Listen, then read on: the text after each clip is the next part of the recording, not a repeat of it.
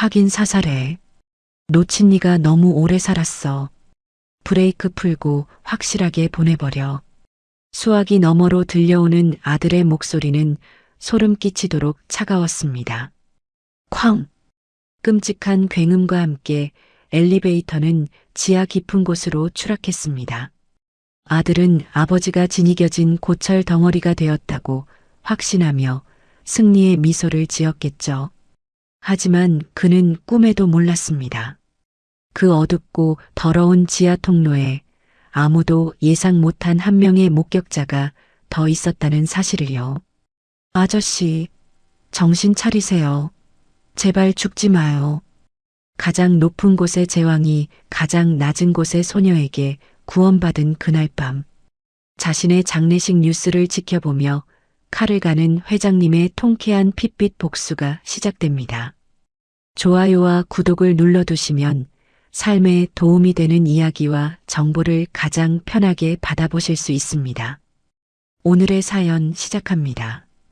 하늘그룹 본사 45층 회장실의 두꺼운 참나무 문이 쾅 하는 소리와 함께 흔들렸습니다.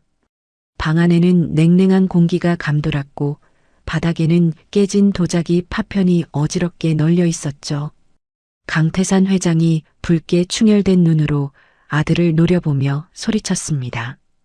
강태산이 지팡이로 바닥을 내리찍으며 호통쳤습니다. 내 놈이 감히 비자금 장부에 손을 대? 내가 아직 두 눈 시퍼렇게 뜨고 살아있는데 벌써 회장 노릇을 하려 드는 거냐? 맞은편에 선 강인철 부사장은 아버지의 분노에도 눈 하나 깜짝하지 않았습니다. 오히려 입가에 비릿한 미소를 머금으며 천천히 책상 앞으로 걸어갔습니다.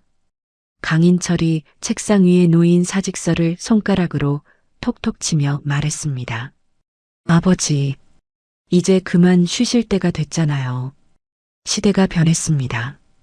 언제까지 그 낡은 방식 쥐고 계실 겁니까? 이 서류에 도장만 찍으시면 편안하게 모시겠다니까요. 강태사는 기가 막히다는 듯 헛웃음을 터뜨렸습니다.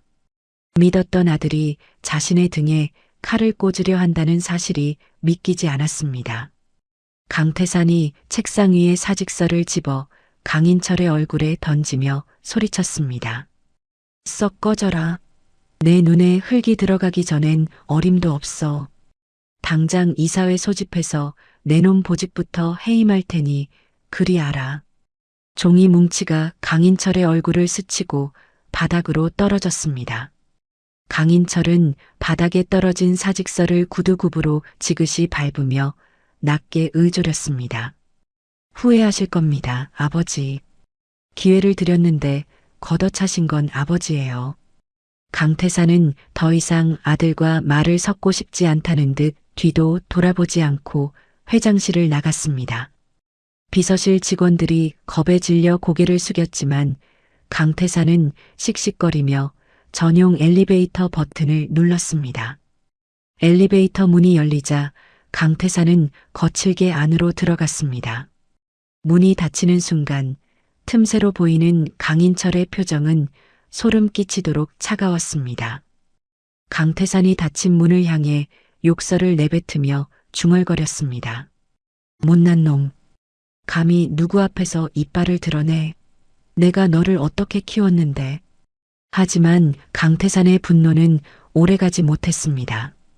엘리베이터가 하강을 시작한 지 얼마 되지 않아 천장 위에서 쇠가 끊어지는 날카로운 파열음이 들려왔기 때문입니다. 기아악하는 끔찍한 소리가 고막을 찢을 듯 울려 퍼졌습니다. 강태산이 놀란 눈으로 천장을 올려다보며 소리쳤습니다. 이게 무슨 소리야? 비상버튼, 비상버튼. 강태산은 다급하게 비상벨을 연타했습니다. 하지만 인터폰에서는 지지직거리는 잡음만 들릴 뿐 관리실의 응답은 없었습니다. 그 순간 퉁 하는 둔탁한 소리와 함께 엘리베이터가 덜컹거렸습니다. 몸이 붕 뜨는 듯한 기분 나쁜 부유감이 강태산을 덮쳤습니다. 메인 케이블이 끊어진 것입니다. 엄청난 속도로 추락하는 엘리베이터 안에서 강태사는 바닥에 납작 엎드린 채 비명을 질렀습니다. 으악! 살려줘! 누가 좀 멈춰! 숫자 표시판의 층수가 미친 듯이 바뀌었습니다. 30층, 20층, 10층. 강태사는 다가오는 죽음의 공포에 질려 눈을 질끈 감았습니다. 자신의 인생이 주마등처럼 스쳐 지나갔습니다. 평생을 바쳐 일군 회사, 그리고 자신을 죽음으로 내몬 아들의 얼굴이 떠올랐습니다. 쾅 하는 거대한 굉음과 함께 세상이 암흑으로 변했습니다. 같은 시각 한울그룹 본사 지하 5층 기계실 복도였습니다. 퀴퀴한 곰팡내와 기름 냄새가 진동하는 이곳은 화려한 로비와는 딴판인 세상이었죠. 낡은 작업복을 입은 이민서가 대걸레를 빨며 혼잣말을 했습니다. 이민서가 이마에 맺힌 땀을 장갑 낀 손으로 훔치며 투덜거렸습니다. 아휴, 엄마는 허리도 안 좋으신데 왜 자꾸 무리해서 일을 나오시려는 거야? 오늘만 하고 절대 못하시게 해야지. 이민서는 엄마 박순자를 대신해 야간 청소 아르바이트를 하러 온 참이었습니다. 취업 준비하느라 바쁜 딸에게 미안해할까봐 독서실에 간다고 거짓말을 하고 나왔습니다. 그때였습니다. 건물 전체를 뒤흔드는 쿵소리가 지하 복도를 강타했습니다. 천장에 매달린 형광등이 위태롭게 흔들렸고 바닥에서 흙먼지가 피어올랐습니다. 이민서는 깜짝 놀라 대걸레 자루를 놓치며 주저앉았습니다. 이민서가 눈을 동그랗게 뜨고 주변을 두리번거리며 말했습니다. 엄마야, 지진인가? 방금 무슨 소리야? 소리는 복도 끝, 평소에는 사용하지 않는 화물용 승강로 쪽에서 났습니다. 이민서는 불길한 예감에 가슴이 두근거렸습니다. 보통 사람이라면 도망쳤겠지만 이민서는 호기심과 걱정이 앞섰습니다. 혹시라도 누군가 다쳤을지도 모른다는 생각이 들었기 때문이죠. 이민서는 청소 카트에서 묵직한 손전등과 쇠지렛대를 챙겨 들었습니다. 이민서가 손전등을 켜고 어두운 복도를 비추며 조심스럽게 발을 옮겼습니다. 계세요? 누구 없어요? 경비 아저씨? 아무런 대답도 들려오지 않았습니다. 승강로 앞에 도착한 이민서는 찌그러진 철문을 보고 경악했습니다.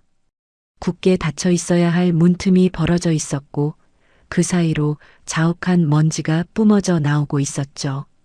이민서는 문틈에 귀를 갖다 댔습니다. 미세하지만 분명한 신음소리가 들려왔습니다. 이민서가 문을 두드리며 다급하게 외쳤습니다. 저기요, 안에 누구 있어요? 제 말 들리세요? 살려. 끊어질 듯 이어지는 목소리는 분명 사람의 것이었습니다. 이민서는 휴대폰을 꺼내 119를 누르려 했지만 화면에는 서비스 불가라는 글자만 떴습니다. 지하 깊은 곳이라 통신이 터지지 않는 것이었습니다. 이민서는 입술을 깨물며 승강기 문을 노려보았습니다. 구조대를 부르러 올라갔다 오기엔 시간이 너무 지체될 것 같았습니다. 이민서가 쇠지렛대를 문틈에 끼워 넣으며 기압을 넣었습니다. 조금만 기다리세요. 제가 열어볼게요. 으라차차. 이민서는 온몸에 체중을 실어 지렛대를 눌렀습니다. 기익하는 쇠 긁는 소리와 함께 문이 조금씩 열리기 시작했습니다. 시설 관리팀 아르바이트를 하며 어깨너머로 배운 요령이 빛을 발하는 순간이었습니다. 이민서의 얼굴이 시뻘개지고 팔뚝에 핏줄이 섰습니다. 겨우 사람 하나 지나갈 정도의 틈이 생기자 이민서는 거친 숨을 몰아쉬며 안을 들여다보았습니다. 손전등 불빛이 비춘 곳은 처참했습니다. 엘리베이터카의 천장은 내려앉았고 바닥에는 피투성이가 된 노인이 쓰러져 있었습니다. 이민서가 망설임 없이 승강기 위로 뛰어내리며 소리쳤습니다. 아저씨, 정신 차리세요. 강태사는 희미해지는 의식 속에서 빛을 보았습니다. 천사가 내려온 걸까? 아니면 저승사자일까? 먼지를 뒤집어 쓴 여학생이 자신을 향해 다가오고 있었습니다. 강태산이 피 섞인 기침을 토하며 간신히 입을 열었습니다. 다리가. 이민서는 강태산의 상태를 살폈습니다. 휘어진 철골 구조물이 강태산의 오른쪽 다리를 짓누르고 있었습니다. 피가 계속 흘러나와 바닥을 적시고 있었죠. 이민서는 즉시 입고 있던 작업조끼를 벗어 강태산의 허벅지를 단단히 묶었습니다. 지혈을 마친 이민서가 주변에 널린 쇠파이프를 집어들며 말했습니다. 아저씨, 조금 아플 거예요. 제가 이걸 들어 올릴 테니까 하나 둘 셋 하면 다리를 빼세요.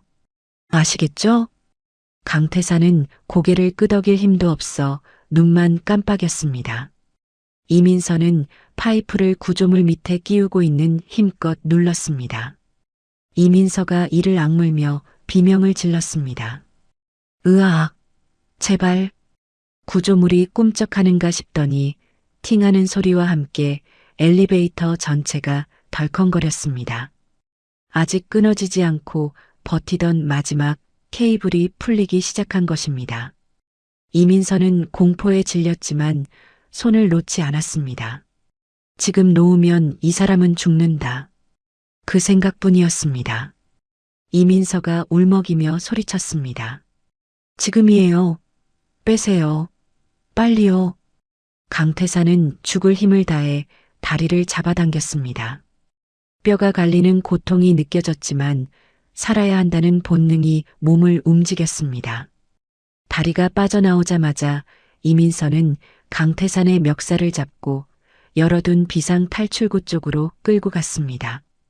이민서의 몸집보다 훨씬 큰 강태산을 옮기는 건 불가능에 가까웠지만 위기 상황에서의 초인적인 힘이 발휘되었습니다.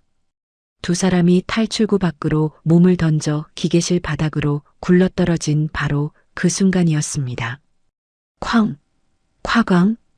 엘리베이터 카가 굉음을 내며 더 깊은 지하 구덩이 속으로 완전히 처박혔습니다. 엄청난 먼지 폭풍이 두 사람을 덮쳤습니다. 이민서는 강태산을 끌어안고 엎드려 파편을 막아냈습니다. 한참 뒤 먼지가 가라앉자 이민서는 콜록거리며 고개를 들었습니다. 강태산은 이미 의식을 잃은 상태였습니다. 그때 위층 계단에서 웅성거리는 소리와 발자국 소리가 들려왔습니다. 여러 명의 남자들이 뛰어내려오고 있었습니다. 이민서는 반가운 마음에 소리치려 했습니다. 여기요. 여기 사람 있어요. 하지만 이어진 남자의 목소리에 이민서는 입을 틀어막고 말았습니다. 굵직한 목소리의 남자가 무전기에 대고 말했습니다. 네, 부사장님. 지금 현장 확인하러 내려갑니다. 만약 생존자가 있다면. 네, 알고 있습니다. 실수 없이 처리하겠습니다. 목격자도 없어야겠죠. 이민서의 등골이 서늘해졌습니다. 구조대가 아니었습니다. 이 사람을 죽이러 온 자들이었습니다. 이민서는 떨리는 손으로 강태산을 흔들었지만 그는 깨어나지 않았습니다. 이대로 있다가는 둘 다 개죽음을 당할 게 뻔했습니다.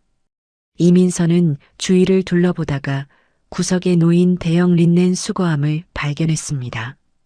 세탁물을 모아두는 바퀴 달린 큰 통이었습니다. 이민서가 강태산의 귀에 대고 속삭였습니다. 아저씨, 죄송해요. 조금만 참으세요.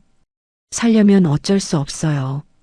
이민서는 젖먹던 힘까지 짜내어 강태산을 들어 올려 수거함 안에 구겨 넣었습니다. 그리고 더러운 걸레와 시트들을 그 위에 덮어 감쪽같이 위장했습니다. 이민서가 수거함을 밀며 어둠 속으로 몸을 숨기자마자 손전등 불빛이 사고 현장을 비추기 시작했습니다. 보안 요원들이 부서진 승강로를 내려다보며 욕설을 내뱉었습니다. 젠장, 완전히 박살났는데? 시체 찾기도 힘들겠어. 주변 샅샅이 뒤져. 혹시 튀어나왔을 수도 있잖아. 이민서는 숨소리조차 내지 않고 화물용 뒷길로 수거함을 밀고 나갔습니다. 심장이 터질 것만 같았습니다. 바퀴 굴러가는 소리가 요란하게 들릴까봐 이민서는 수거함을 거의 들다시피 해서 옮겼습니다. 겨우겨우 지상 주차장 하역장에 도착했을 때 이민서의 온몸은 땀과 먼지로 범벅이 되어 있었습니다. 마침 식자재를 납품하고 나가는 트럭 한 대가 시동을 걸고 있었습니다. 이민서는 트럭 뒤편 짐칸이 열려 있는 것을 보고 눈이 번쩍 뜨였습니다. 이민서가 트럭 기사가 딴짓을 하는 사이 수거함에서 강태산을 끌어내 짐칸에 실었습니다. 그리고 자신도 짐칸에 올라타 구석에 있는 빈 박스들 뒤에 숨었습니다. 트럭이 덜컹거리며 출발하자 이민서는 그제야 안도의 한숨을 내쉬었습니다. 이민서가 의식 없는 강태산의 피 묻은 얼굴을 닦아주며 떨리는 목소리로 말했습니다. 대체 당신, 뭐 하는 사람이에요? 왜 사람들이 죽이려고 하는 거예요? 트럭은 어둠을 뚫고 병원 쪽으로 향하고 있었습니다. 이민서의 손은 여전히 덜덜 떨리고 있었지만 눈빛만은 또렷하게 빛났습니다. 이 끔찍한 밤은 이제 막 시작된 것이었습니다. 독한 소독약 냄새가 코를 찔렀습니다. 강태산은 무거운 눈꺼풀을 간신히 들어 올렸습니다. 시야에 들어온 것은 고급스러운 1인실 천장이 아니라 페인트가 벗겨진 6인실 병동의 낡은 천장이었습니다. 옆 침대 환자의 코미디 프로그램 시청 소리와 보호자들의 수다 소리가 시장통처럼 시끄러웠죠. 강태산이 인상을 찌푸리며 몸을 일으키려다 신음했습니다. 내 다리. 오른쪽 다리에는 투박한 깁스가 감겨 있었고 온몸이 두들겨 맞은 듯 욱신거렸습니다. 강태산은 상황을 파악하려 주위를 둘러보았습니다. 침대 머리맡 이름표에는 노숙자 김씨라고 적혀 있었습니다. 이민서가 신원을 숨기기 위해 가명을 댄 것이었습니다. 그때 병실 구석에 걸린 TV 뉴스 속보가 강태산의 귀를 때렸습니다. 한울그룹 강태산 회장의 실종이 장기화됨에 따라 이사회는 강인철 부사장을 비상대책위원장으로 선임했습니다. 강인철 위원장은 화면 속 강인철은 침통한 표정을 지으며 거짓 눈물을 닦고 있었습니다. 강태산이 부들부들 떨며 주먹을 쥐었습니다. 피가 거꾸로 솟는다는 말이 무슨 뜻인지 실감나는 순간이었습니다. 강태산이 갈라진 목소리로 중얼거렸습니다. 저 죽일 놈이 연기를 해? 강태산이 분노를 참지 못하고 링거줄을 잡아 뜯으려던 찰나였습니다. 병실 복도에서 낯익은 그러나 지금은 가장 듣기 싫은 목소리가 들려왔습니다. 강인철의 신복인 보안실장의 목소리였습니다. 간호사 양반, 어젯밤에 다리 다쳐서 실려온 노인네 없었소? 키는 이만하고 아주 비싼 양복을 입었을 텐데. 간호사가 차트를 넘기며 대답했습니다. 글쎄요. 응급실 환자가 워낙 많아서요. 그런데 경찰도 아니고 왜 사설 보안업체에서 환자를 찾으시죠? 아, 우리 회장님. 아니, 치매 걸린 우리 아버님이 집을 나가셔서 그래. 빨리 찾아봐요. 강태산의 심장이 쿵 내려앉았습니다. 여기서 잡히면 끝장이었습니다. 강태산은 아픈 다리를 질질 끌며 침대에서 내려왔습니다. 식은땀이 비 오듯 쏟아졌지만 멈출 수 없었습니다.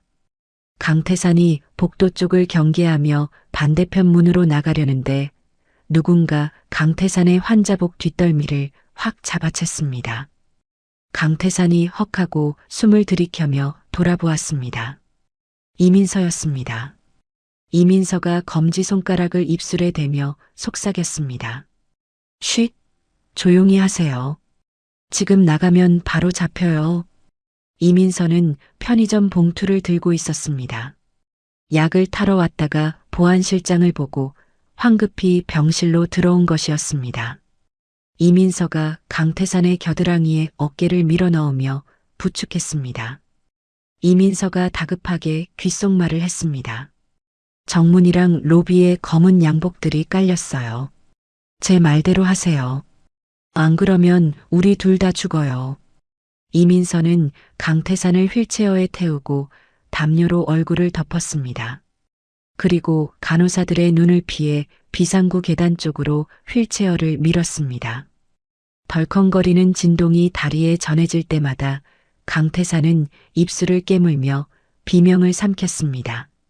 지하 1층 세탁실 앞에 도착하자 이민서는 휠체어를 구석에 세우고 휴대폰을 꺼냈습니다. 이민서가 떨리는 목소리로 전화를 걸었습니다. 엄마, 지금 어디야? 세탁실? 나 지금 그리로 가고 있어. 제발 문 좀 열어줘. 급해. 잠시 후 세탁실 철문이 끼익하고 열렸습니다. 고무장갑을 낀 박순자가 땀에 젖은 얼굴로 나왔습니다. 박순자가 이민서를 보고 반색하다가 휠체어에 축 늘어진 강태산을 보고 기겁했습니다. 엄마야, 민서야, 이게 뭔 일이냐? 이 피 묻은 사람은 또 누구고? 이민서가 박순자의 손을 잡으며 애원했습니다. 엄마, 설명은 나중에 할게. 이 아저씨 지금 나가야 해. 나쁜 사람들이 쫓고 있어. 엄마 트럭 좀 빌려줘. 박순자는 딸의 절박한 표정을 보고 더 묻지 않았습니다. 평소에는 겁이 많아 벌벌 떨던 박순자였지만 자식이 위험하다는 말에는 눈빛이 변했습니다. 박순자가 주위를 살피며 세탁물 카트를 가리켰습니다. 일단 저기 태워라. 시트로 덮어. 누가 보면 큰일 난다. 세 사람은 첩보 작전을 방불케 하는 속도로 움직였습니다. 강태산은 더러운 병원 시트 더미 속에 파묻혀 숨도 제대로 쉬지 못했습니다. 박순자가 운전하는 낡은 용달차가 병원 주차장을 빠져나갈 때 검문 중이던 보안 요원이 손전등을 비췄습니다. 박순자가 창문을 내리고 억척스럽게 소리쳤습니다. 아이고, 빨래 수거해 가는데 뭔 검문이요. 냄새나니까 저리 비켜요. 보안 요원이 코를 막으며 손을 휘젓자 용달차는 병원을 무사히 빠져나왔습니다. 차는 구불구불한 언덕길을 한참 달려 달동네 꼭대기에 멈춰 섰습니다. 강태산은 이민서와 박순자의 부축을 받아 겨우 차에서 내렸습니다. 눈앞에 펼쳐진 풍경은 강태산이 평생 본 적 없는 낯선 세상이었습니다. 다닥다닥 붙은 판잣집들, 얼기설기 엉킨 전깃줄, 그리고 가파른 계단. 강태산이 어지러움을 느끼며 옥탑방 평상에 쓰러지듯 앉았습니다. 옥탑방 안으로 옮겨진 강태산은 고열에 시달리기 시작했습니다. 좁은 방 안에는 곰팡이 냄새와 파스 냄새가 섞여났습니다. 이민서는 약국에서 사온 항생제를 숟가락으로 으깨어 물에 갠 뒤 강태산의 입에 흘려 넣었습니다. 이민서가 물수건으로 강태산의 이마를 닦으며 중얼거렸습니다. 죽으면 안 돼요. 내가 당신 살리려고 얼마나 고생했는데. 박순자가 콩나물을 다듬으며 걱정스런 얼굴로 물었습니다. 민서야, 솔직히 말해봐라. 저 양반 누구냐? 혹시 범죄자 아니냐? 경찰에 신고해야 하는 거 아니요? 이민서가 짐짓 태어난 척하며 거짓말을 했습니다. 아냐, 엄마. 길에서 쓰러진 노숙자 할아버지인데 사고로 머리를 다치셨나 봐. 오갈 데도 없고 치매기도 있으신 것 같아서 며칠만 재워드리자. 쫓아내면 저 몸으로 얼어 죽어. 박순자는 혀를 차며 강태산을 바라보았습니다. 쯧쯧, 자식들은 뭐하고 늙은이가 젖골이래. 알았다. 사람 목숨이 중하지. 며칠 뒤 강태산은 정신을 차렸습니다. 열은 내렸지만 현실은 시궁창이었습니다. 방 한구석에 놓인 낡은 장롱과 브라운관 TV가 강태산의 처지를 말해주고 있었죠. 강태산은 자신이 누구인지 밝히고 당장 비서실장을 부르고 싶었습니다. 하지만 병원에서 들었던 강인철의 목소리와 보안 요원들의 살기 등등한 눈빛이 떠올랐습니다. 지금 내 정체가 밝혀지면 나뿐만 아니라 이 모녀까지 죽는다. 강태산은 결단을 내려야 했습니다. 그때 방문이 열리고 박순자가 쟁반을 들고 들어왔습니다. 박순자가 퉁명스럽지만 따뜻한 말투로 말했습니다. 정신 들었슈? 밥 좀 먹어봐요. 죽 쑤어 왔으니께. 강태산은 박순자의 눈을 피하며 초점 없는 눈동자를 연기했습니다. 그리고 일부러 어눌한 말투로 입을 열었습니다. 밥 줘. 박순자가 안쓰럽다는 표정으로 숟가락을 강태산의 입에 가져다 주었습니다. 강태산은 생전 처음 먹어보는 밍밍한 흰죽을 억지로 삼키며 눈물을 삼켰습니다. 재계 서열 2위의 회장이 치매 노인 행세를 하며 밥을 얻어먹다니 기가 찰 노릇이었습니다. 하지만 진짜 시련은 따로 있었습니다. 배가 아파 화장실에 가려던 강태산은 마당 구석에 있는 재래식 변소를 보고 경악했습니다. 수세식 비대에 익숙한 그에게 쪼그려 앉아 이를 보는 것은 고문이나 다름없었습니다. 강태산이 냄새에 코를 막으며 비틀거리자 박순자가 휴지를 쥐어주며 소리쳤습니다. 아니, 김씨 아저씨, 거기가 아니고 여기. 구멍에 잘 맞춰야 해요. 강태산은 수치심에 얼굴이 벌개진 채 화장실 문을 닫았습니다. 안에서 끙끙거리는 소리가 들리자 마루에 앉아있던 이민서가 피식 웃음을 터뜨렸습니다. 며칠이 지나고 강태산의 옥탑방 생활은 조금씩 익숙해져 갔습니다. 박순자는 강태산을 김씨 아저씨라 부르며 스스럼 없이 대했고 강태산도 그 호칭에 적응해 갔습니다. 그러던 어느 날 오후였습니다. 동네 입구가 소란스러워졌습니다. 검은 정장을 입은 건장한 남자 2명이 사진을 들고 다니며 탐문 수사를 하고 있었습니다. 강인철이 고용한 사설 탐정들이었습니다. 마당에서 콩나물을 다듬던 강태산은 대문 틈으로 그들을 발견하고 사색이 되었습니다. 그때 학교에서 돌아오던 이민서가 그 광경을 목격하고 다급하게 뛰어들어왔습니다. 이민서가 강태산의 팔을 잡아 끌며 속삭였습니다. 할아버지, 빨리 일어나세요. 숨어야 해요. 이민서는 강태산을 방 안으로 밀어넣고 낡은 장롱문을 열었습니다. 이불 냄새와 나프탈렌 냄새가 섞인 좁은 공간이었습니다.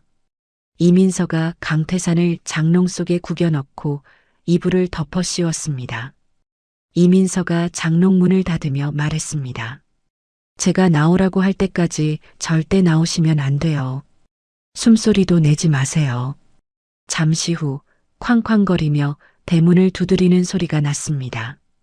박순자가 고무장갑을 낀 채 마당으로 나갔습니다. 탐정 중 한 명이 건방진 태도로 강태산의 사진을 들이밀었습니다.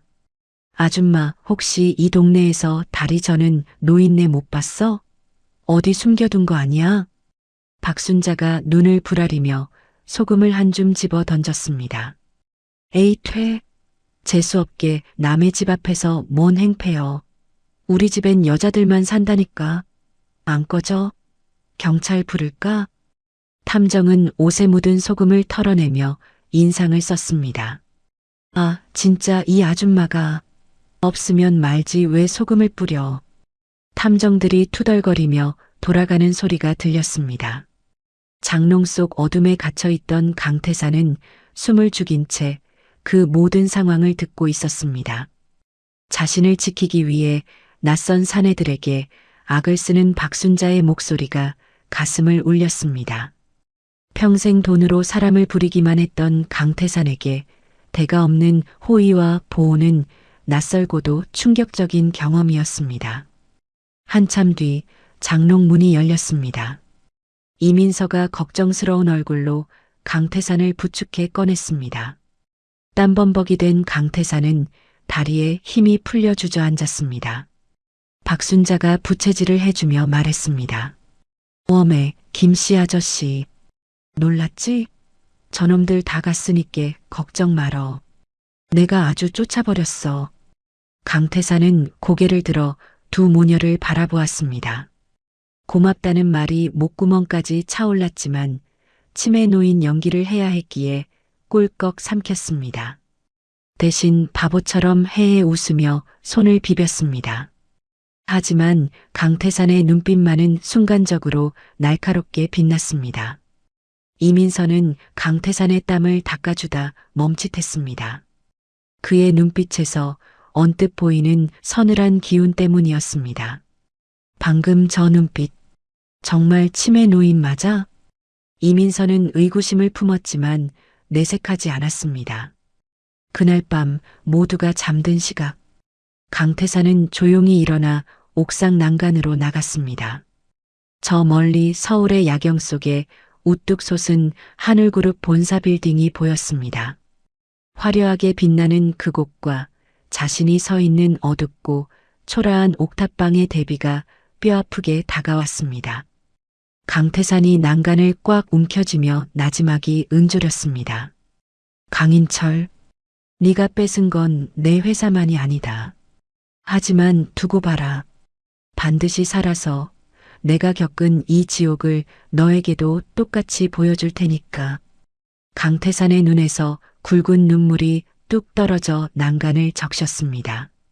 그의 뒤에서 잠들지 못한 이민서가 방문을 조금 열고 그 뒷모습을 지켜보고 있었습니다. 밤바람이 옥상에 널린 빨래들을 거칠게 흔들었습니다. 위험한 동거는 이제 막 시작되었습니다. 일주일이라는 시간이 흘렀습니다. 옥탑방의 공기는 제법 평화로웠습니다. 강태산의 다리 부기도 많이 가라앉았고 멍하니 평상에 앉아 콩나물 대가리를 따는 손길도 제법 익숙해졌죠. 박순자가 빨래를 널며 흐뭇하게 웃었습니다. 아이고, 김씨 아저씨 이제 다 됐네. 다 됐어. 나중에 식당 취직해도 되겠어. 강태산은 바보처럼 해에 웃으며 콩나물 바구니를 흔들었습니다. 하지만 그의 눈은 박순자가 돌아설 때마다 날카롭게 빛나며 대문 밖 동태를 살피고 있었습니다. 이 평화가 살얼음판 위라는 것을 누구보다 잘 알고 있었기 때문입니다. 그리고 그 우려는 현실이 되었습니다.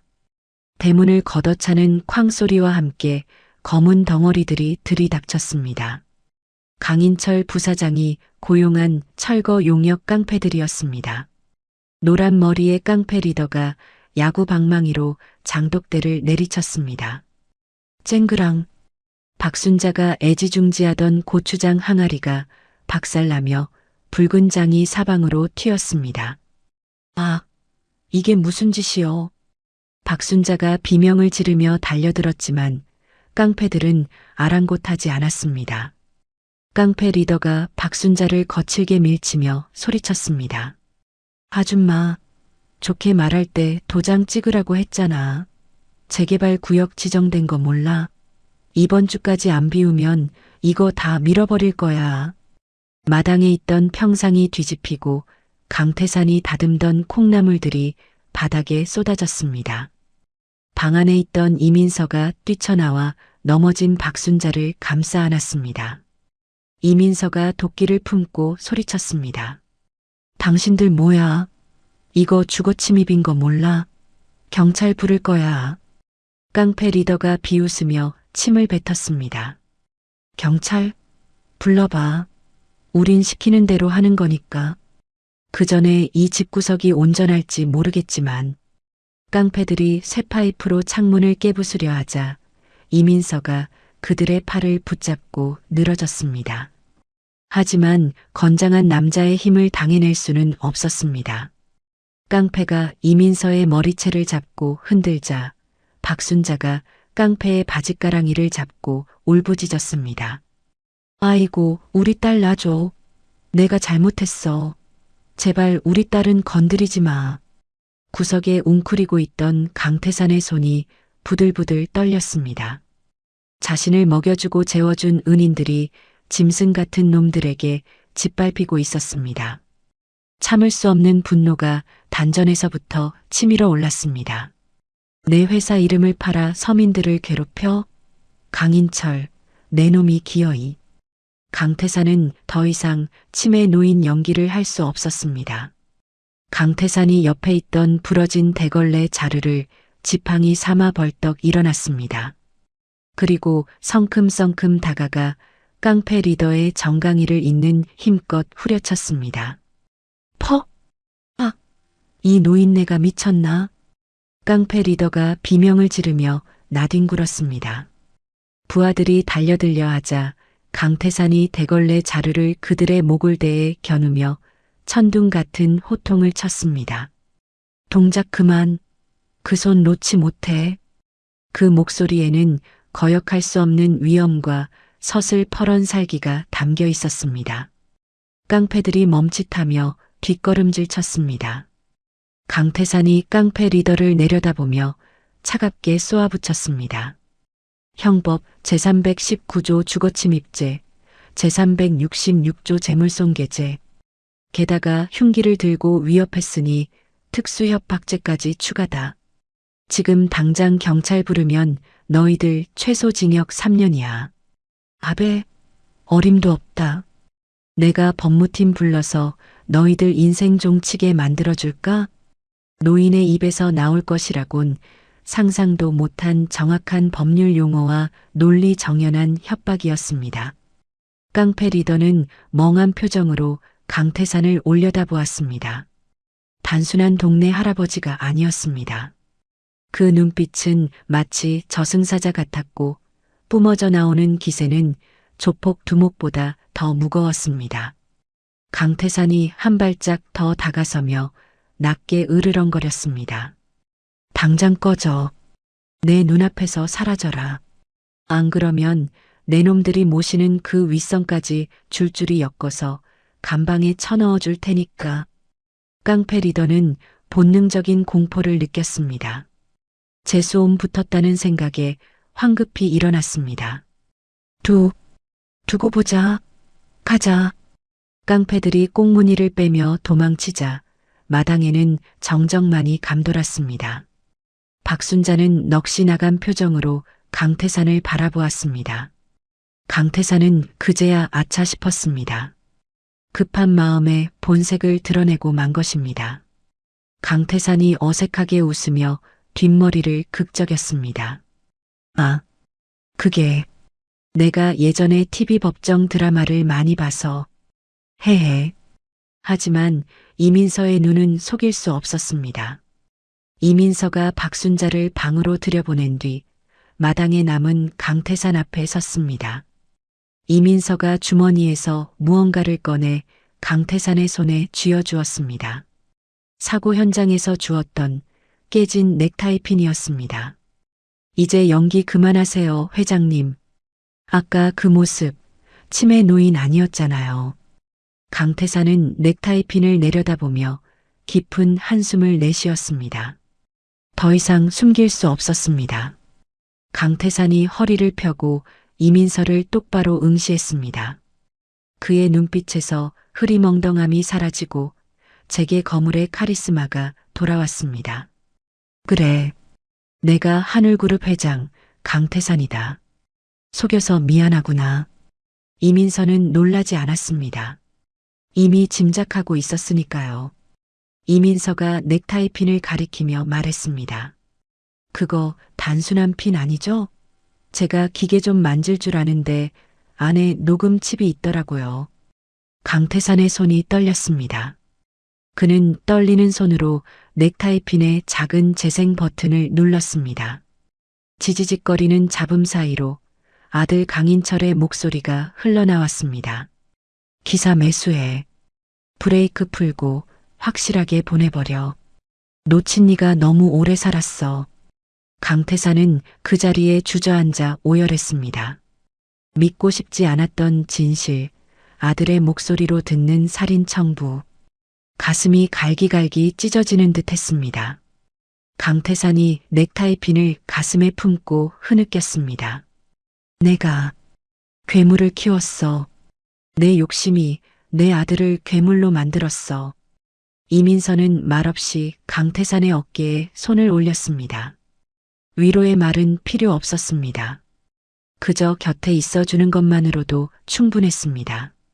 한참을 울던 강태산이 눈물을 닦고 고개를 들었습니다. 그의 눈에는 슬픔 대신 도끼가 서려 있었습니다. 민서 양, 나를 좀 도와주게. 이 썩어 빠진 회사를 바로잡고 내 아들의 죄를 물어야겠네. 이건 아버지로서 내가 해야 할 마지막 의무야. 이민서가 단호하게 고개를 끄덕였습니다. 말씀하세요. 뭘 하면 되죠? 그날 밤부터 옥탑방은 비밀작전 본부로 변했습니다. 강태산은 이민서의 구형 노트북 앞에 앉았습니다. 하지만 문제가 생겼습니다. 강태산이 인상을 쓰며 키보드를 두드렸습니다. 안 돼. 외부 접속이 막혀 있어. 이 녹음 파일이 법적 효력을 가지려면 회사 서버에 있는 원본 로그 파일과 대조해야 하는데 여기선 접근조차 불가능해. 이민서가 화면을 들여다보며 물었습니다. 해킹 같은 건 안 되나요? 영화처럼 막 뚫고 그런 거요. 강태산이 고개를 저었습니다. 우리 회사 보안 시스템은 내가 만들었어. 외부 해킹은 절대 불가능해. 물리적으로 회사 내부망에 접속하는 수밖에 없어. 방법이 없었습니다. 회사 로비는커녕 근처에도 얼씬거릴 수 없는 상황이었으니까요. 두 사람이 머리를 싸매고 고민하던 그때 이민서의 휴대폰이 띠링하고 울렸습니다. 이메일 알림이었습니다. 이민서가 무심코 화면을 확인하다가 눈을 크게 떴습니다. 회장님, 이거 보세요. 강태산이 노트북 화면을 보았습니다. 하늘그룹 하반기 신입사원 공개채용 서류 전형 합격 및 면접 안내. 이민서의 이름이 적혀 있었습니다. 강태산의 얼굴에 회심의 미소가 번졌습니다. 하늘이 무너져도 솟아날 구멍은 있었습니다. 강태산이 이민서의 어깨를 잡으며 말했습니다. 이거다. 자니가 나의 트로이의 목마가 되어줘야겠어. 트로이의 목마요? 제가요? 그래. 면접을 보러 가는 척하면서 회사 서버실에 접속 장치를 심는 거야. 내가 자네를 완벽한 인재로 그리고 완벽한 스파이로 만들어주지. 다음 날부터 강태산의 스파르타 교육이 시작되었습니다. 옥탑방 벽에는 전지가 붙었고 그 위에는 하늘그룹의 조직도와 서버실 위치, 비상구 동선이 상세하게 그려졌습니다. 강태산은 지휘봉을 들고 이민서를 가르쳤습니다. 김상무는 숫자에 약해. 질문이 들어오면 현장 경험을 강조해서 감성에 호소해. 반대로 박전무는 데이터만 믿는 놈이야. 정확한 수치를 들이대면 꼼짝 못해.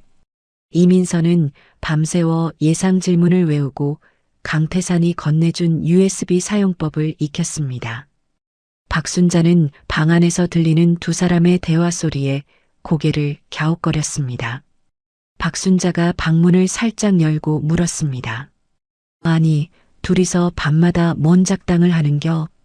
혹시 다단계 사기 치려는 건 아니지? 강태산이 웃으며 대답했습니다. 아이고, 순자씨. 우리 민서 대기업 면접 본다는데 내가 면접 과외 좀 해주는 겁니다. 내가 왕년에 인사가 좀 알았거든요. 박순자는 반신반의하면서도 야식으로 비빔국수를 한 대접 말아왔습니다. 국수를 먹으며 강태산은 몰래 꽁꽁 숨겨두었던 대포폰을 꺼냈습니다. 자신의 유일한 신복, 그림자라 불리는 김 실장에게 연락할 때가 된 것입니다. 강태산이 민서 몰래 옥상 구석으로 가서 문자를 보냈습니다. 호랑이는 죽지 않았다. 사냥을 준비하라. -T. 전송 버튼을 누르는 강태산의 손끝이 미세하게 떨렸습니다. 이제 돌이킬 수 없는 전쟁이 시작되었습니다. 며칠 뒤 면접 당일 아침이 밝았습니다. 강태사는 장롱 깊숙한 곳에서 꺼낸 낡은 양복 원단으로 박순자가 리폼해준 정장을 이민서에게 건넸습니다. 자신이 젊은 시절 입었던 승부사의 기운이 담긴 옷이었습니다. 강태산이 민서의 옷매무새를 다듬어주며 말했습니다. 떨지 마라. 너는 이미 내 마음속의 수석 합격자야. 당당하게 들어가서 그놈들의 코를 납작하게 해주고 와. 이민서가 주먹을 불끈 쥐며 대답했습니다. 네, 회장님. 아니, 할아버지. 다녀오겠습니다. 반드시 성공할게요. 이민서가 옥탑방을 나서는 뒷모습을 보며 강태사는 기도했습니다. 부디 저 아이가 무사히 임무를 마치고 돌아오기를, 그리고 자신의 아들을 무너뜨릴 칼날이 되어주기를. 옥상 난간 너머로 보이는 아침 해가 붉게 타오르고 있었습니다. 하늘그룹 본사 빌딩은 고개를 젖혀도 끝이 보이지 않을 만큼 높았습니다. 유리로 된 외벽이 아침 햇살을 받아 번쩍거렸죠. 이민서는 정장 재킷 자락을 꽉 쥐며 심호흡을 했습니다. 며칠 전만 해도 지하에서 걸레를 빨던 자신이 오늘은 회사를 구하러 정문을 통과하고 있었습니다.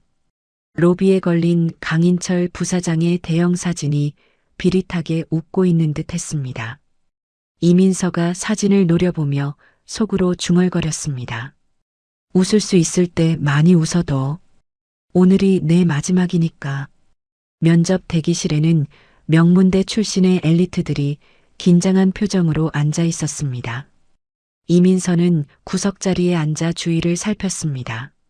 청소 여사님이 카트를 밀고 화장실 쪽으로 들어가는 것이 보였습니다. 지금이 기회였습니다. 이민서가 진행 요원에게 다가가 배를 움켜쥐며 연기했습니다. 죄송한데 화장실 좀 다녀와도 될까요? 긴장했는지 배가 너무 아파서요. 네, 다녀오세요. 10분 뒤에 호명합니다. 화장실로 들어간 이민서는 맨 끝 칸으로 들어가 문을 잠갔습니다. 가방에서 미리 준비한 얇은 작업 조끼를 꺼내 정장 위에 덧입었습니다. 그리고 변기 뚜껑을 밟고 올라가 천장 텍스를 조심스럽게 밀어 올렸습니다. 시설팀 알바를 하며 수도 없이 해봤던 일이라 익숙했습니다. 어두컴컴한 천장 위로 몸을 올린 이민서는 휴대폰 플래시를 켰습니다. 먼지가 자욱한 통로가 보였습니다. 이민서가 낮은 포복으로 기어가기 시작했습니다. 무릎이 까끌까끌한 바닥에 쓸려 아팠지만 이를 악물고 참았습니다. 강태산이 그려준 약도대로라면 이 통풍구 끝이 바로 서버실 위쪽이었습니다. 후, 거친 숨소리가 좁은 통로에 울렸습니다. 드디어 서버실 바로 위 환풍구 덮개가 보였습니다. 이민서는 덮개 틈 사이로 아래를 내려다보았습니다. 수많은 불빛이 깜빡이는 거대한 기계들이 웅웅거리고 있었습니다. 메인 서버였습니다. 이민서는 주머니에서 낚싯줄에 매단 USB를 꺼냈습니다. 그리고 덮개 틈으로 조심스럽게 줄을 내렸습니다. 마치 인형 뽑기를 하듯 흔들리는 USB를 서버 뒷면의 포트에 맞춰야 했습니다. 손에 땀이 흥건해 줄이 미끄러질 뻔했습니다. 이민서가 숨을 멈추고 집중했습니다. 제발 들어가라. 딸깍. 경쾌한 소리와 함께 USB가 포트에 정확히 꽂혔습니다. 동시에 옥탑방에 있던 강태산의 노트북에 연결 성공이라는 초록색 불이 들어왔겠죠. 이민서는 안도의 한숨을 내쉬며 낚싯줄을 끊고 다시 쏜살같이 기어 나왔습니다. 화장실 칸으로 돌아와 옷을 갈아입고 거울을 보니 이마에 검댕이 묻어 있었습니다. 급히 휴지로 닦아내고 아무 일 없었다는 듯 대기실로 돌아갔습니다. 마침 진행 요원이 이민서의 이름을 불렀습니다. 이민서 씨, 들어오세요. 면접장 안에는 무거운 공기가 흘렀습니다. 가운데 앉은 강인철 부사장이 서류를 넘기며 거만한 표정으로 앉아 있었습니다. 양옆의 임원들은 강인철의 눈치만 살피고 있었죠. 강인철이 이민서를 훑어보며 비꼬듯 말했습니다. 이민서, 스펙이 참 소박하네. 부모님 직업이 청소부? 우리 회사 청소나 하러 오지 그랬나? 여긴 아무나 들어오는 데가 아닌데. 다른 면접관들이 킬킬거렸습니다. 이민서는 주먹을 꽉 쥐었지만 표정은 담담했습니다. 강태산이 가르쳐준 대로였습니다. 걔는 짖어도 기차는 간다. 이민서가 또렷한 목소리로 대답했습니다. 청소는 건물을 빛나게 하지만 경영은 사람을 빛나게 해야 한다고 배웠습니다. 하지만 지금 하늘그룹은 겉만 번지르르 할 뿐 속은 썩어가고 있지 않습니까? 강인철의 눈썹이 꿈틀거렸습니다. 뭐라고? 지금 면접관 앞에서 설교하나? 설교가 아니라 팩트입니다. 부사장님이 추진 중인 신도시 AI 스마트 사업, 재무제표상으로는 흑자지만 실제로는 하청업체 대금 돌려막기로 유지되고 있다는 거 현장에서는 다 아는 사실입니다. 순간 면접장에 정적이 흘렀습니다. 그건 강인철과 최측근 몇 명만 아는 1급 비밀이었습니다. 강인철이 얼굴을 붉히며 책상을 쾅 내리쳤습니다. 너 뭐야? 누가 그따위 헛소리를 흘렸어? 당장 말 못해? 이민서는 눈 하나 깜짝하지 않고 강인철을 똑바로 응시했습니다. 공개된 자료와 현장의 목소리를 종합하면 누구나 알 수 있는 결론입니다. 부사장님 귀에만 안 들릴 뿐이죠. 이 건방진 계집애가 당장 나가. 불합격이야. 꺼져. 강인철이 삿대질을 하며 고래고래 소리를 질렀습니다. 이민서는 정중하게 허리를 숙여 인사했습니다. 충고 감사합니다.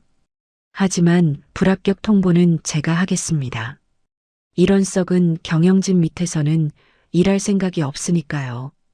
이민서가 뒤도 돌아보지 않고 면접장을 걸어 나왔습니다.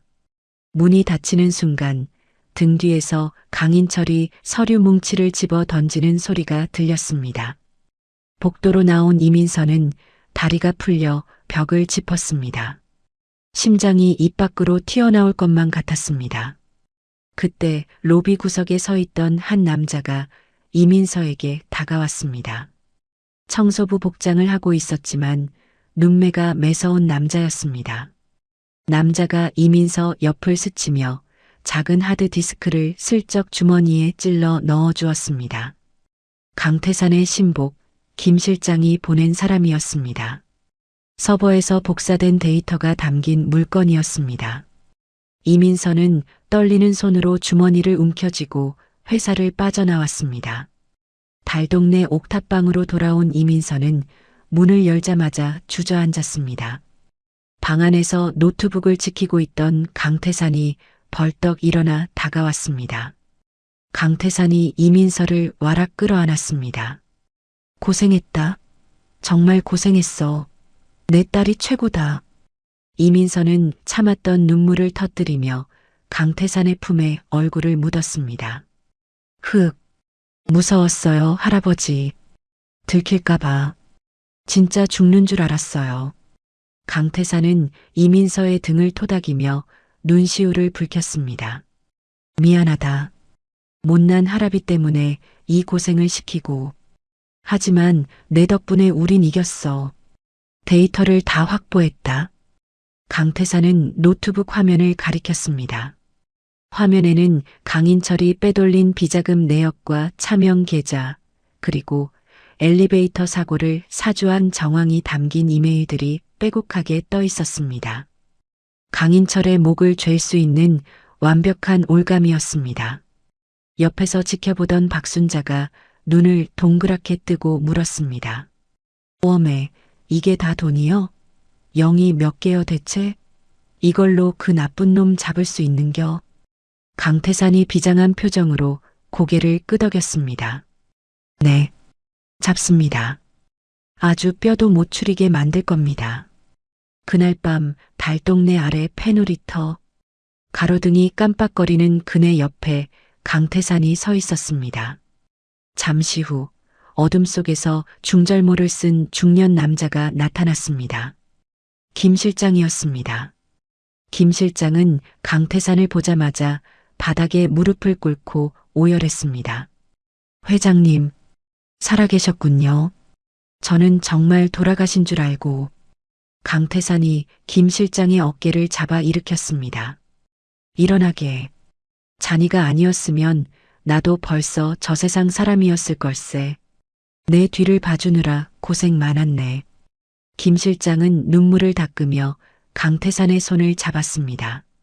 강태산은 이민서가 가져온 하드디스크와 자신이 정리한 문건을 김 실장에게 건넸습니다. 내일 열릴 주주총회에서 터뜨릴 핵폭탄이었습니다. 내일 오전 10시 주주총회장에 이걸 띄우게. 그리고 내가 들어갈 때까지 보안을 철저히 해야 해. 인철이가 무슨 짓을 할지 몰라. 명심하겠습니다. 경호팀 최정 애들로 준비시켰습니다. 그리고 김 실장이 차 뒷좌석에서 검은 수트 케이스를 꺼냈습니다. 강태산이 즐겨 입던 최고급 맞춤 정장이었습니다. 회장님 오십니다. 내일 왕의 귀환을 보여주십시오. 강태산은 수트를 받아들고 옥탑방으로 돌아왔습니다. 박순자는 낡은 재봉틀 앞에 앉아 있었습니다. 김 실장이 가져온 옷이 강태산의 살이 빠진 몸에 맞지 않아 수선이 필요했기 때문입니다.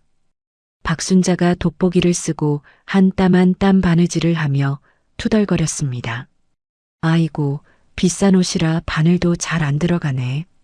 그래도 우리 김씨 아저씨 내일 폼 나게 입혀서 보내야지. 강태산은 박순자의 굽은 등을 바라보며 가슴이 먹먹해졌습니다. 평생 수천만 원짜리 옷을 입어봤지만 지금 박순자가 고쳐주는 이 옷만큼 귀하게 느껴진 적은 없었습니다. 수선이 끝나고 강태산이 정장을 입고 거울 앞에 섰습니다. 말끔하게 면도하고 머리를 넘긴 모습은 영락없는 재벌 회장이었습니다. 하지만 그 눈빛에는 예전의 오만함 대신 따뜻한 단단함이 서려 있었죠.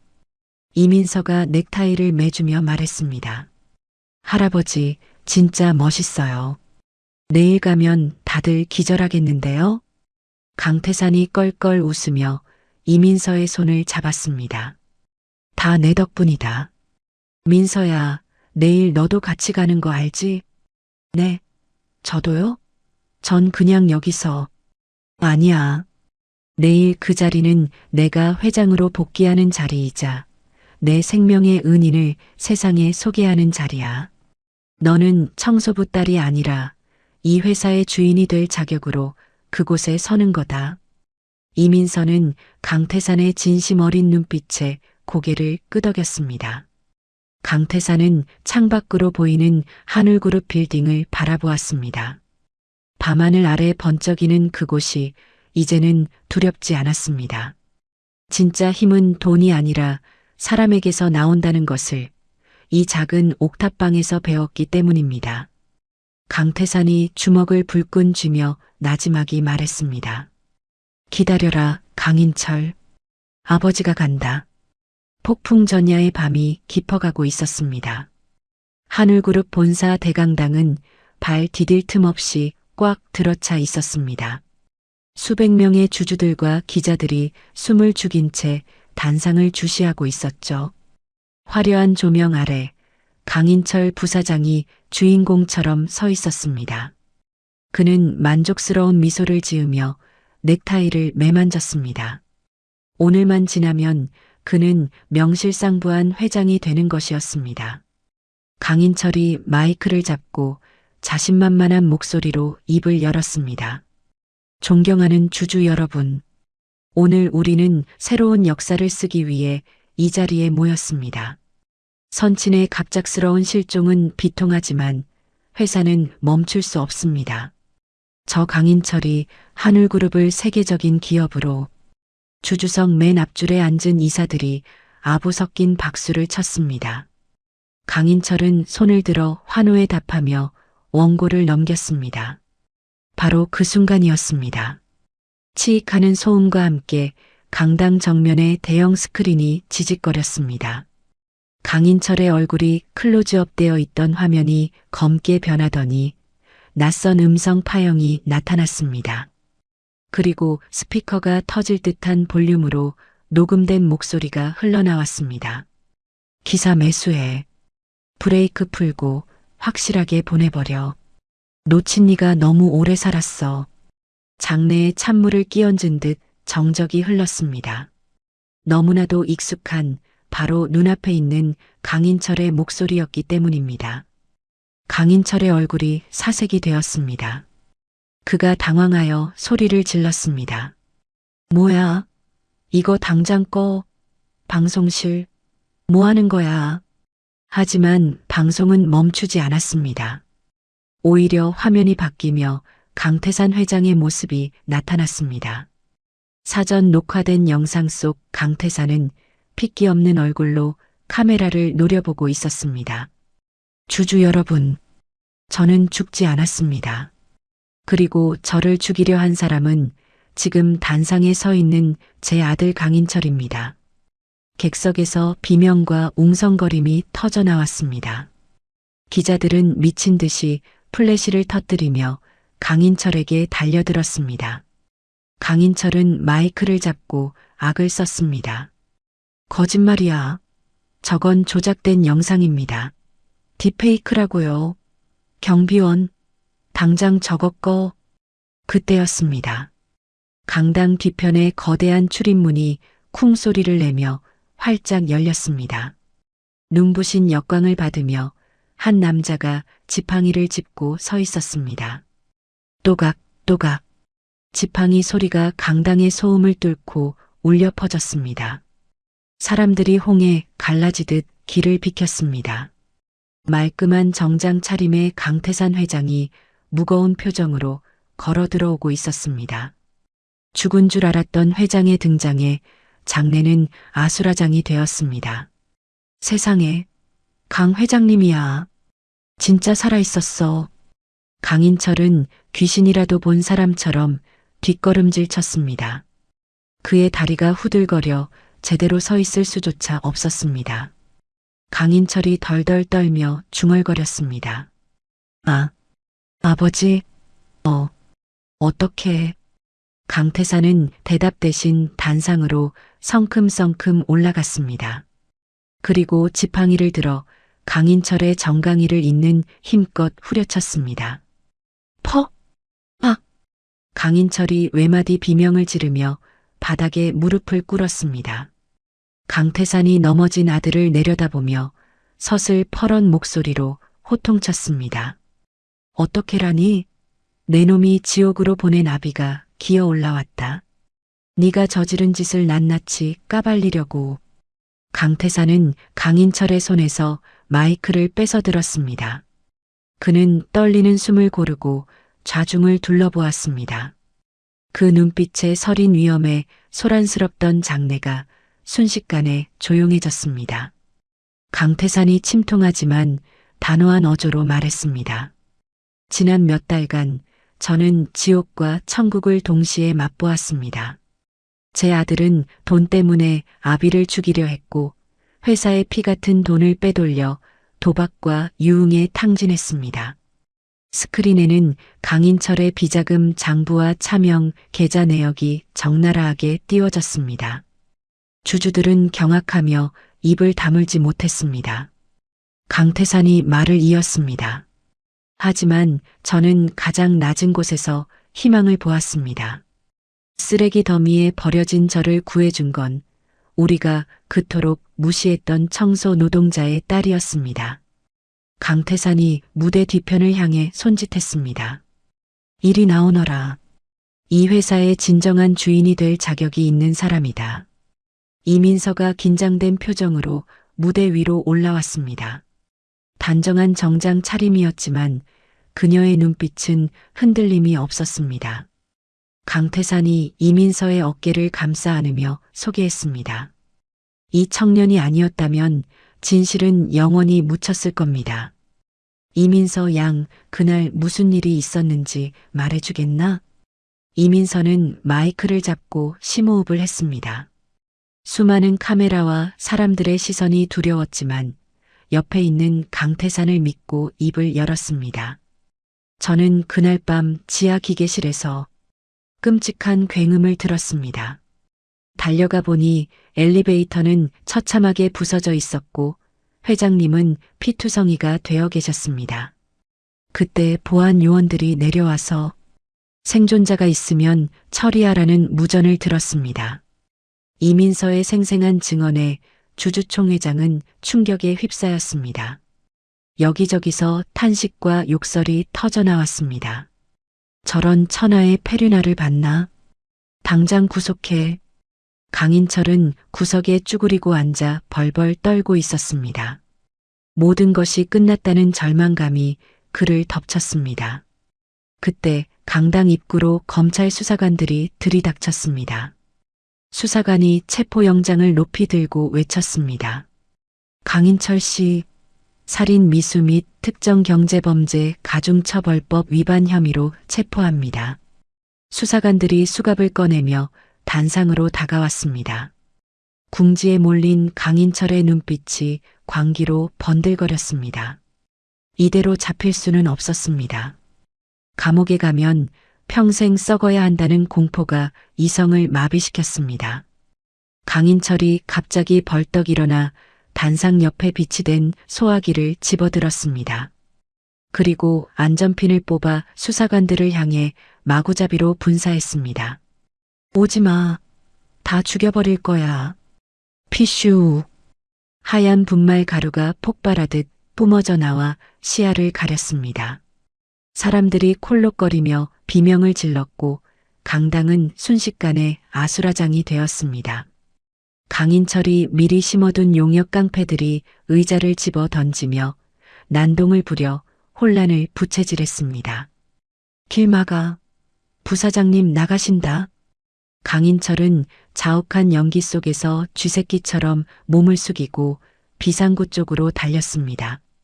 김 실장이 보안팀을 이끌고 뒤를 쫓았지만 몰려나오는 인파에 막혀 접근하기가 힘들었습니다. 강태산이 지팡이를 휘두르며 소리쳤습니다. 저놈 잡아. 놓치면 안 돼. 하지만 강인철은 이미 경호 실장의 부축을 받아 비상구를 빠져나간 뒤였습니다. 주차장에서 타이어 마찰음이 요란하게 들리더니 검은 세단 한 대가 차단기를 부수고 도주했습니다. 강당 안은 여전히 뿌연 연기와 사람들의 비명으로 가득했습니다. 강태산은 엉망이 된 현장을 보며 분을 사기지 못해 가슴을 쥐어뜯었습니다. 다 잡은 고기를 눈앞에서 놓친 꼴이었습니다. 이민서가 강태산을 부축하며 걱정스런 얼굴로 물었습니다. 회장님 괜찮으세요? 일단 나가서 공기 좀 쐬세요. 강태산은 거칠게 숨을 몰아쉬며 고개를 저었습니다. 아직 할 일이 남아 있었습니다. 그는 다시 마이크를 잡고 혼란스러운 주주들을 진정시켰습니다. 여러분, 진정하십시오. 범인은 곧 잡힐 겁니다. 저는 이 자리에서 강인철의 모든 직위를 해제하고 비상경영 체제에 돌입할 것을 선포합니다. 강태산의 카리스마 있는 목소리에 소란이 조금씩 잦아들었습니다. 주주들은 돌아온 회장에게 신뢰의 박수를 보냈습니다. 상황이 어느 정도 정리되자 강태산은 그제야 긴장이 풀리는 것을 느꼈습니다. 다리가 후들거리고 눈앞이 핑 돌았습니다. 이민서와 엄마 박순자가 달려와 강태산을 양옆에서 부축했습니다. 박순자가 눈물을 글썽이며 말했습니다. 아이고, 김씨 아저씨. 아니 회장님. 욕봤어. 정말 욕봤어. 강태산이 힘없이 웃으며 박순자의 손을 잡으려 했습니다. 그런데 코끝에서 툭 하고 무언가 떨어졌습니다. 검붉은 피였습니다. 이민서가 깜짝 놀라 소리쳤습니다. 회장님, 코피가. 강태산이 손등으로 코를 닦았지만 피는 멈추지 않고 주룩주룩 흘러내려 흰 와이셔츠를 붉게 물들였습니다. 극심한 두통이 머리를 쪼개는 듯 밀려왔습니다. 강태산의 시야가 급격히 흐려지더니 민서의 얼굴이 2개, 3개로 겹쳐 보였습니다. 강태산이 허공을 더듬으며 중얼거렸습니다. 서야, 머리가 깨질 것 같아. 회장님, 정신 차리세요. 여기 의사 없어요? 119 좀 불러주세요. 이민서의 절박한 비명이 강당에 울려 퍼졌습니다. 강태산의 몸이 힘없이 바닥으로 무너져 내렸습니다. 승리의 기쁨을 누리기도 전에 죽음의 그림자가 다시 그를 덮친 것입니다. 이민서는 쓰러진 강태산을 끌어안고 오열했습니다. 그녀의 하얀 블라우스가 강태산의 피로 붉게 젖어 들어갔습니다. 멀리서 구급차 사이렌 소리가 들려오고 있었지만 강태산의 의식은 이미 까마득한 심연 속으로 가라앉고 있었습니다. 대학병원 VIP 병실의 공기는 무거웠습니다. 의사가 심각한 표정으로 뇌 MRI 사진을 가리켰습니다. 사진 속 강태산의 뇌혈관 한쪽이 풍선처럼 부풀어 올라 있었습니다. 의사가 안경을 고쳤으며 한숨을 쉬었습니다. 회장님, 보이십니까? 지난번 사고 때 생긴 충격으로 뇌혈관에 꽈리가 생겼습니다. 뇌동맥류입니다. 지금 당장 수술하지 않으면 언제 터질지 모르는 시한폭탄이나 다름없습니다. 옆에 서 있던 이민서가 입을 틀어막으며 울먹였습니다. 회장님, 수술 받으셔야 해요. 네, 제발이요. 하지만 강태산은 침대에서 일어나려 애쓰며 고개를 저었습니다. 그의 얼굴은 핏기 하나 없이 창백했지만 눈빛만은 형형했습니다. 강태산이 주먹을 꽉 쥐며 말했습니다. 안 돼. 지금 수술대에 누우면 며칠은 꼼짝 못할 텐데 그 사이에 인철이가 무슨 짓을 할지 몰라. 그 녀석을 내 손으로 잡기 전까지는 눈을 감을 수 없어. 이민서가 강태산의 팔을 붙잡고 애원했습니다. 그놈 잡으려다 회장님이 돌아가시면 무슨 소용이에요. 회사도 돈도 다 필요 없어요. 그냥 건강하게 저희랑 같이 살아요. 네. 강태산은 이민서의 손을 따뜻하게 감싸 쥐었습니다.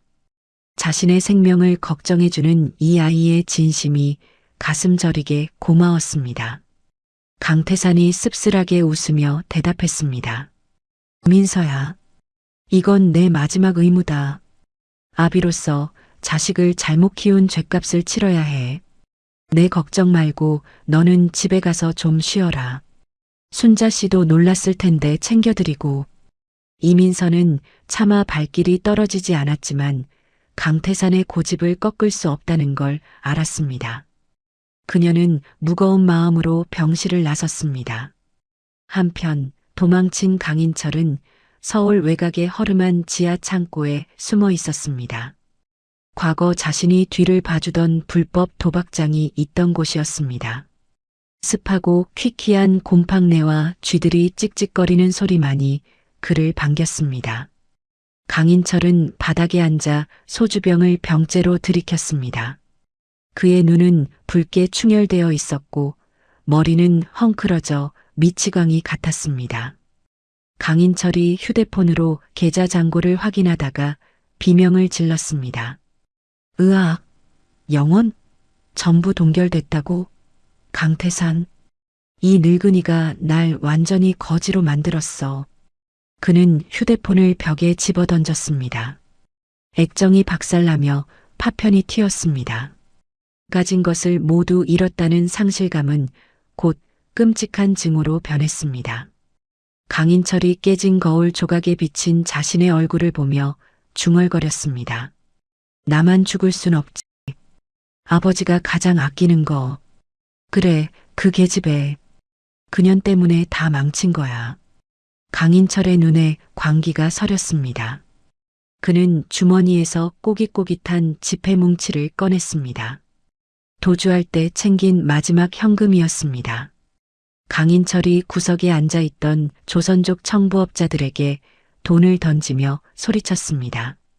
이게 마지막 돈이야. 가서 그 계집애 잡아와. 아주 고통스럽게 죽여버릴 거니까. 며칠 뒤 달동네의 저녁이었습니다. 이민서는 병원에 있는 강태산의 간호를 마치고 잠시 집에 들렀습니다. 엄마 박순자가 혈압약이 떨어졌다고 했기 때문입니다. 이민서가 편의점 봉투를 흔들며 콧노래를 흥얼거렸습니다. 모든 게 잘 풀릴 거라는 희망이 보였기 때문이죠.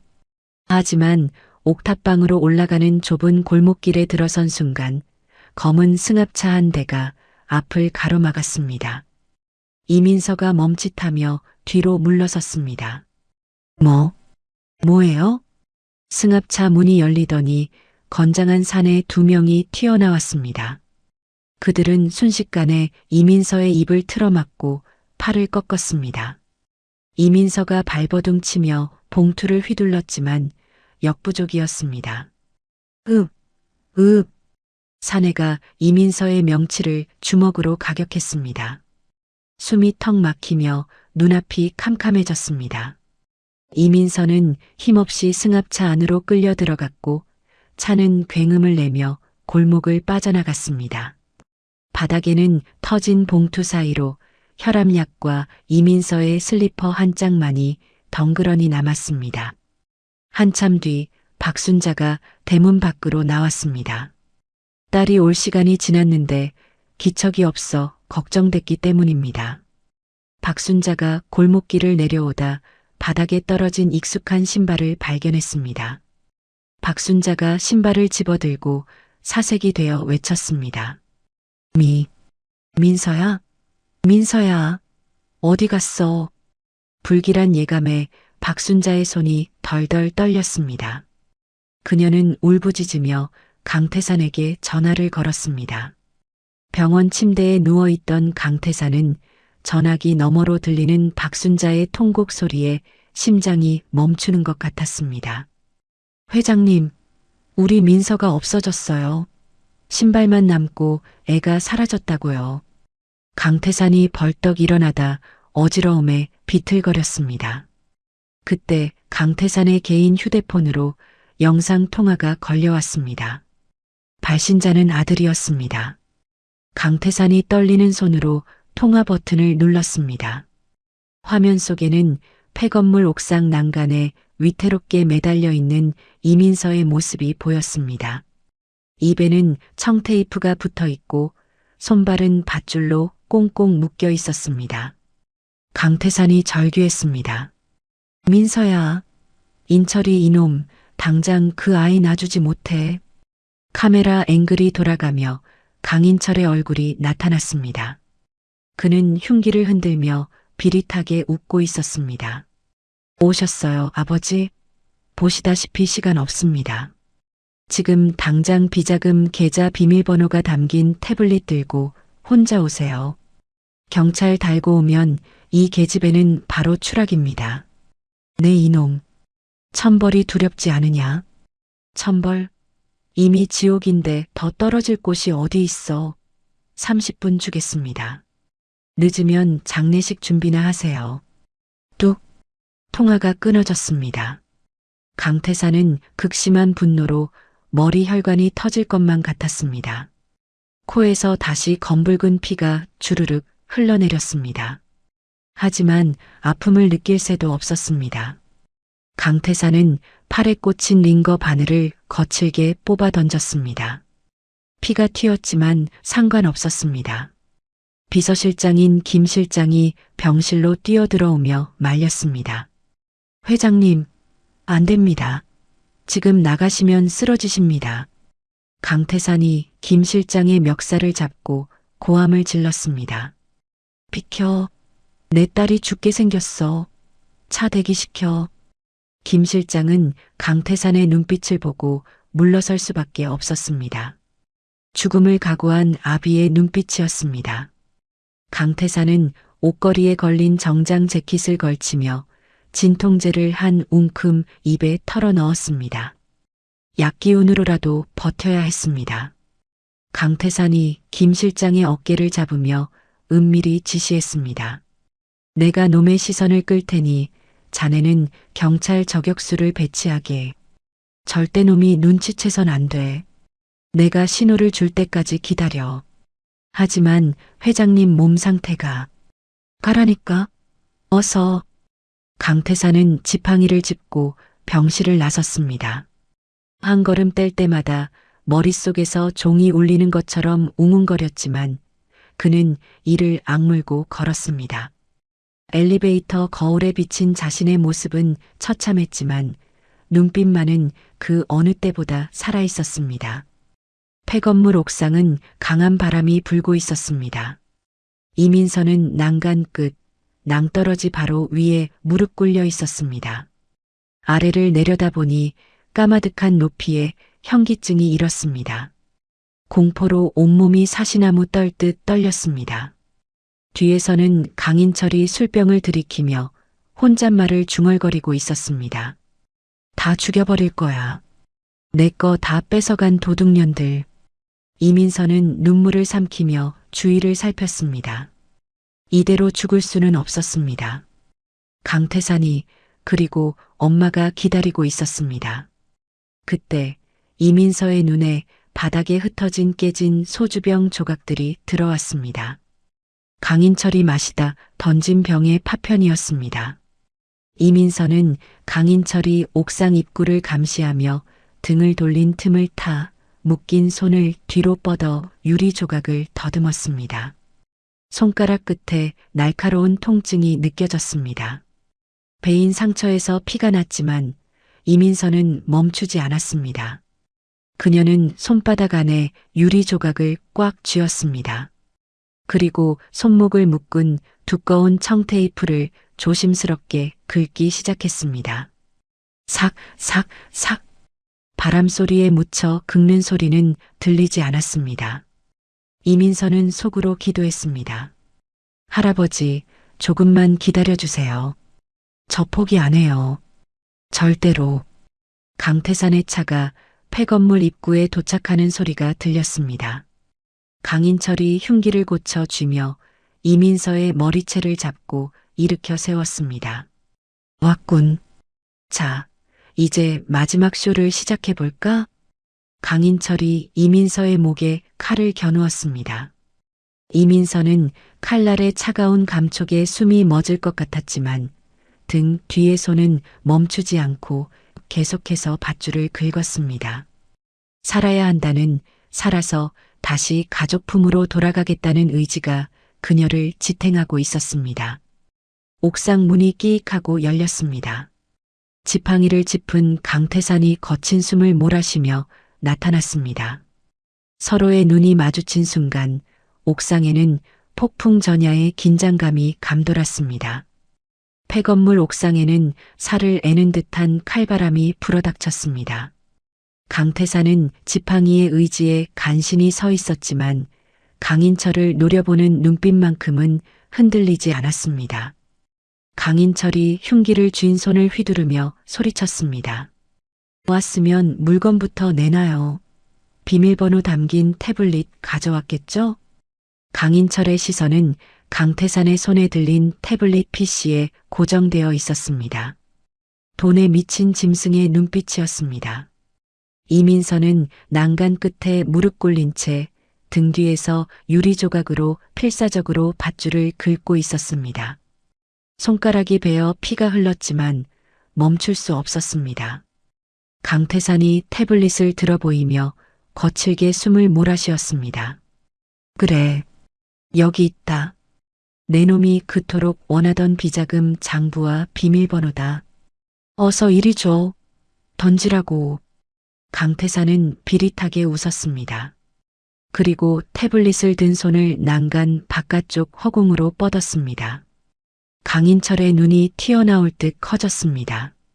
강태산이 나지막이 말했습니다. 내 놈한테 주느니 차라리 지옥불에 던져버리겠다. 강태사는 망설임 없이 태블릿을 옥상 아래 까마득한 허공으로 집어 던졌습니다. 태블릿은 빙글빙글 돌며 어둠 속으로 사라졌습니다. 강인철이 비명을 지르며 난간 쪽으로 달려들었습니다. 안 돼. 내 돈. 그거 잡아야 해. 강인철이 태블릿이 떨어진 곳을 보려고 상체를 난간 밖으로 숙이는 순간이었습니다. 강태사는 있는 힘을 다해 지팡이를 내던지고 강인철의 허리를 향해 몸을 날렸습니다. 두 사람의 몸이 엉켜 바닥으로 뒹굴었습니다. 우당탕?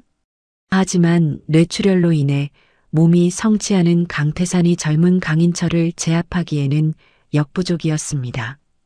강인철이 강태산을 밀쳐내며 악을 썼습니다. 이 늙은이가 죽고 싶어 환장했나? 강인철은 이성을 잃고 주먹으로 강태산의 얼굴을 무자비하게 가격했습니다. 강태산의 입안이 터져 피가 튀었습니다. 하지만 강태산은 강인철의 옷깃을 잡고 놓지 않았습니다.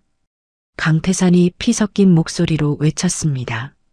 민서야, 도망가라. 어서. 그때였습니다. 툭 하는 소리와 함께 이민서의 손목을 옥죄던 밧줄이 끊어졌습니다. 이민서는 자유로워진 손으로 바닥을 짚고 일어났습니다. 눈앞에서 강태산이 피투성이가 되어 막고 있었습니다. 이민서의 눈에서 불꽃이 튀었습니다. 주변을 두리번거리던 이민서의 눈에 공사 자재인 녹슨 쇠파이프가 들어왔습니다.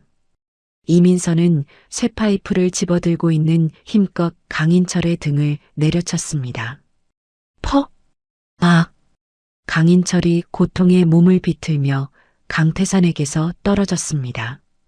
이민서가 쇠파이프를 고쳐주며 소리쳤습니다. 우리 할아버지 건드리지 마. 이 나쁜 자식아. 강인철이 비틀거리며 일어났습니다. 그의 눈은 이제 완전히 돌아버린 사람처럼 살기로 가득 차 있었습니다. 강인철이 흉기를 고쳐 쥐며 이민서에게 다가갔습니다. 이게 진짜 너부터 죽여주마. 이민서는 뒷걸음질 치다 발에 걸린 소화기를 발견했습니다. 이민서는 재빨리 소화기를 들어 안전핀을 뽑았습니다. 강인철이 칼을 휘두르며 달려드는 순간 이민서는 소화기 노즐을 강인철의 얼굴에 조준하고 손잡이를 움켜쥐었습니다. 피슈!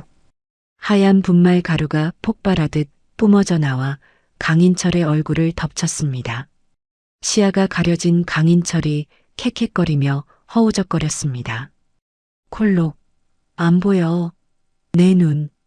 이민서는 소화기를 바닥에 던지고 쓰러져 있는 강태산에게 달려갔습니다.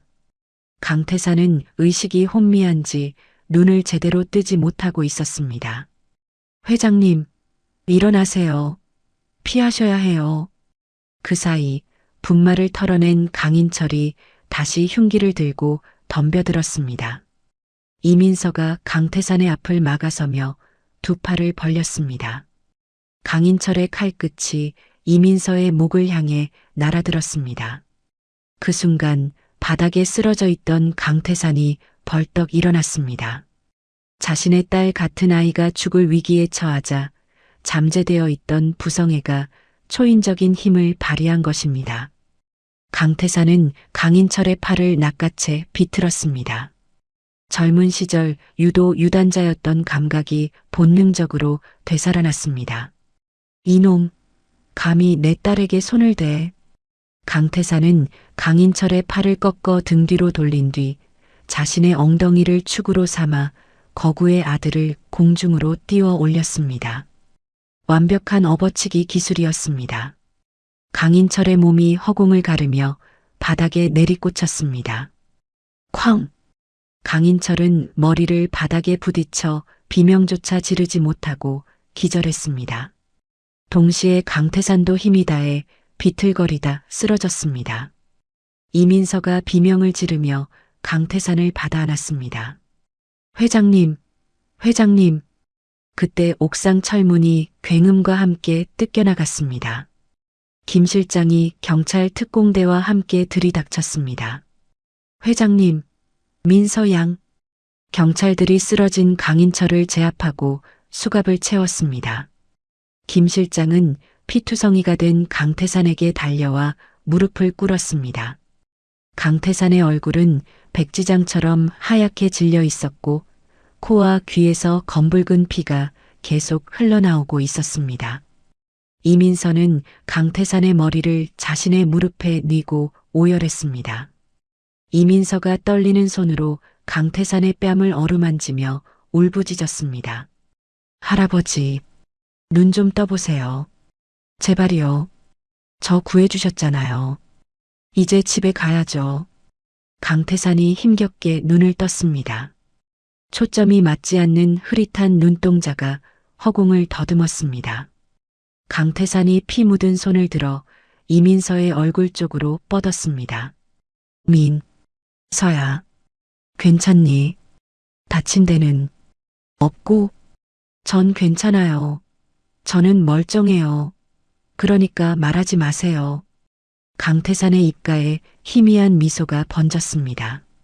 그는 이민서의 손을 잡으려 했지만 힘이 빠져 툭 하고 바닥으로 떨어졌습니다.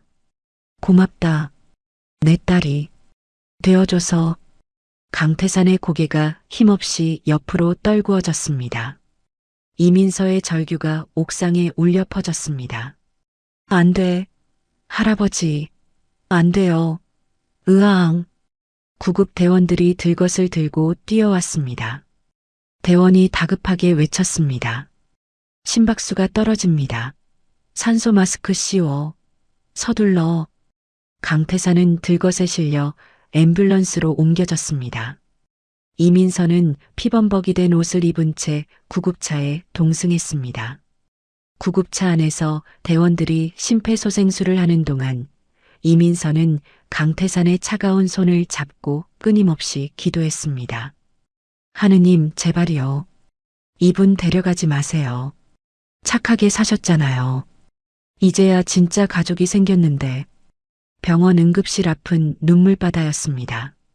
뒤늦게 소식을 듣고 달려온 박순자가 바닥에 주저앉아 통곡했습니다. 아이고, 김씨 아저씨. 이게 무슨 날벼락이요. 어제까지만 해도 같이 국수 먹었잖아. 이민서는 엄마를 안아줄 힘도 없었습니다.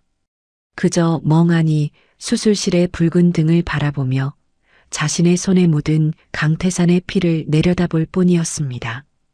그 피가 너무나 뜨겁게 느껴져서 가슴이 타들어가는 것만 같았습니다. 김 실장은 벽에 머리를 기대고 눈물을 훔쳤습니다. 그 강인하던 회장님이 이렇게 무너질 줄은 상상도 못했습니다. 시간이 얼마나 흘렀을까요? 10시간이 넘는 대수술이 이어졌습니다. 수술실 문이 열릴 때마다 간호사들이 혈액팩을 들고 뛰어다녔습니다. 이민서의 속은 까맣게 타들어갔습니다. 새벽녘이 되어서야 수술실의 붉은 등이 꺼졌습니다. 마스크를 벗으며 나오는 집도이의 얼굴은 지쳐 보였습니다. 이민서와 박순자, 김 실장이 벌떡 일어나 의사에게 달려갔습니다. 이민서가 의사의 가운을 붙잡고 물었습니다. 선생님, 회장님은요? 괜찮으신 거죠?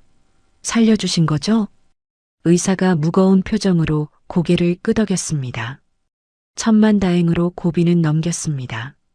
뇌동맥류가 터지면서 출혈이 심했지만 기적적으로 뇌간을 비껴갔어요. 아, 감사합니다. 정말 감사합니다. 박순자가 털썩 주저앉으며 의사에게 절을 했습니다. 하지만 의사는 아직 안심하기 이르다는 듯 말을 이었습니다. 다만 출혈량이 워낙 많았고 고령이시라 의식이 언제 돌아올지는 장담할 수 없습니다. 후유증으로 편마비가 올 수도 있고요. 마음의 준비를 하시고 지켜보셔야 합니다. 이민서는 다리에 힘이 풀려 의자에 주저앉았습니다. 살아있다는 것만으로도 감사했지만 영영 깨어나지 못할 수도 있다는 말이 비수처럼 꽂혔습니다. 강태산은 중환자실로 옮겨졌습니다. 온갖 기계 장치와 튜브를 달고 누워있는 그의 모습은 너무나 작고 초라해 보였습니다. 이민서는 유리창 너머로 강태산을 바라보며 유리에 손을 댔습니다. 옥탑방에서 라면을 끓여주면 아이처럼 좋아하던 모습이 겹쳐 보였습니다. 이민서가 눈물을 흘리며 나지막이 속삭였습니다. 할아버지, 약속해요. 제가 꼭 기다릴게요. 옥탑방 평상 비워놓고 기다릴 테니까 늦잠 주무시지 말고 얼른 일어나세요. 네. 창밖에는 어느새 동이 트고 있었습니다. 아침 햇살이 병원 복도를 비쳤지만 이민서의 마음속에는 아직 긴 밤이 끝나지 않았습니다. 하지만 그녀는 포기하지 않을 것입니다. 강태산이 엘리베이터 지하에서 그랬던 것처럼 이번에는 그녀가 강태산을 어둠 속에서 끌어올릴 차례였으니까요. 1년이라는 시간이 흘렀습니다. 하늘그룹 본사 25층 전략기획실의 창문으로 따사로운 오후 햇살이 쏟아져 들어오고 있었습니다. 이민서 대리라는 명패가 놓인 책상에서 민서가 능숙한 손놀림으로 결제 서류를 검토하고 있었죠. 말끔한 정장 차림에 단정한 머리 모양을 한 그녀에게서 더 이상 예전에 주눅든 취업준비생의 모습은 찾아볼 수 없었습니다. 부하 직원이 다가와 서류를 건네며 조심스럽게 물었습니다.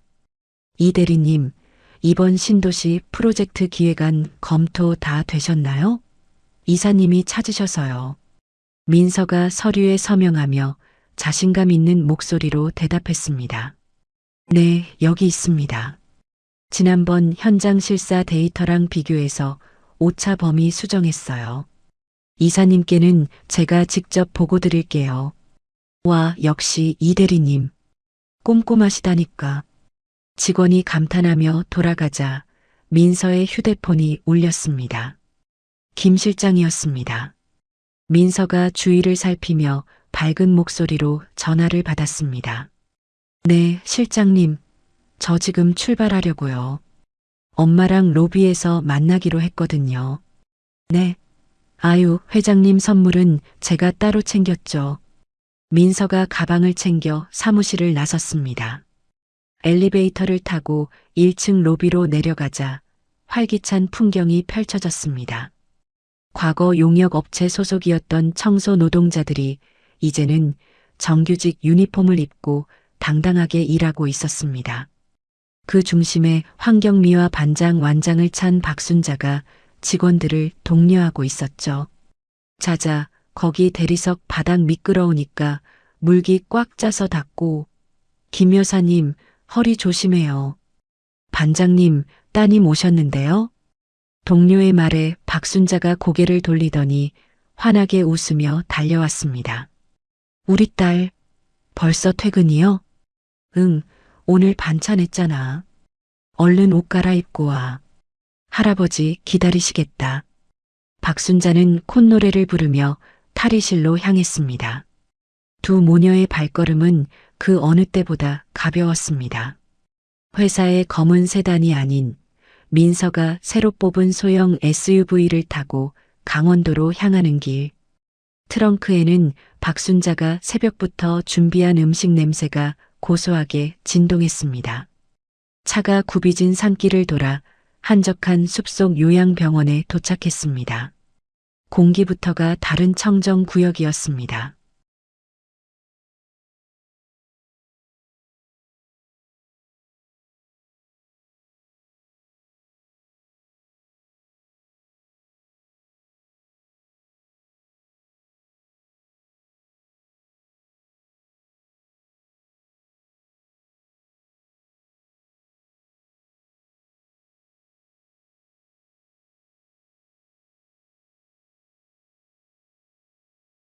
이야, 이거지. 이 냄새야.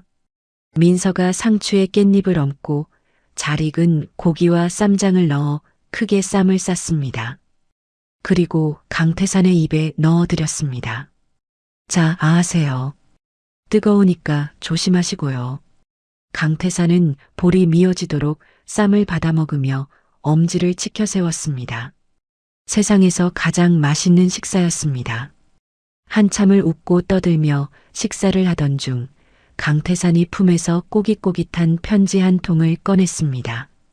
교도소 소인이 찍힌 편지였습니다. 강태산이 씁쓸한 표정으로 민서에게 편지를 건넸습니다. 인철이 놈한테서 왔다. 민서가 편지를 읽어보았습니다. 독방에 갇혀 매일 밤 악몽에 시달리고 있으며 밥알 하나가 얼마나 소중한지 이제야 깨달았다는 참회의 내용이 적혀 있었습니다. 그 거만하던 강인철이 바닥까지 추락해서야 비로소 인간이 되어가고 있는 듯 했습니다. 강태산이 먼 산을 바라보며 나지막이 말했습니다. 아직 멀었어. 그놈은 죗값 다 치르려면 평생 빌어도 모자라. 민서는 편지를 접어 강태산의 주머니에 넣어주며 위로했습니다. 그래도 아버지를 그리워하고 있네요. 언젠가 진심으로 용서하실 날이 올 거예요. 강태산은 묵묵히 고개를 끄덕였습니다. 분위기가 숙연해지자 민서가 화제를 돌리며 가방에서 선물 상자를 꺼냈습니다. 참 할아버지, 이거 제가 드리는 선물이에요. 1주년 기념으로요. 선물? 비싼 거 사지 말라니까. 강태산이 떨리는 손으로 상자를 열었습니다. 상자 안에는 액자가 하나 들어 있었습니다. 그 액자 속에는 낡고 찢어진 피 묻은 주황색 천 조각이 들어 있었습니다. 1년 전 엘리베이터 사고 당시 민서가 입고 있던 작업조끼이자 강태산의 다리를 지혈했던 바로 그 생명의 끈이었습니다. 액자 밑에는 생명의 은인, 나의 가족이라는 문구가 금박으로 새겨져 있었습니다. 강태산의 눈시울이 붉어졌습니다. 그는 액자를 가슴에 품고 한참 동안 말을 잇지 못했습니다.